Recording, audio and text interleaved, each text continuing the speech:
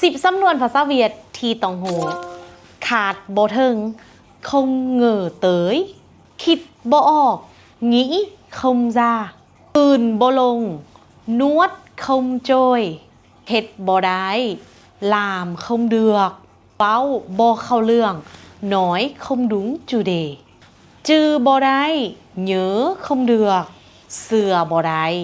tin không được เฮ็ดบ่เป็น không biết làm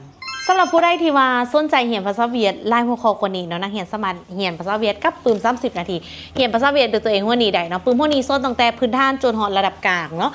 ทุกๆหน้าในปืมหัวนี้จะพิมพ์ซี่เนาะเฮ็ดให้นักเรียนเบิ่งแล้วชื่อใดดนเนาะแล้วก็ทุกคำจะมีตัวอ่านเป็นภาษาลาวให้พร้อมใครสนใจทักหน้าโปรไฟล์ได้เลยและสำหรับผู้ใดที่ว่าอยากจะลงเรียนเป็นคอร์สเนาะมีห้องออนไลน์ห้องออฟไลน์เนาะเราจะมีให้นักเรียนลงทะเบียนได้ใครสนใจก็สามารถทักWhatsApp หน้าโปรไฟล์ได้เลยโอเคพบกันใหม่ในวิดีโอต่อไปบ๊ายบาย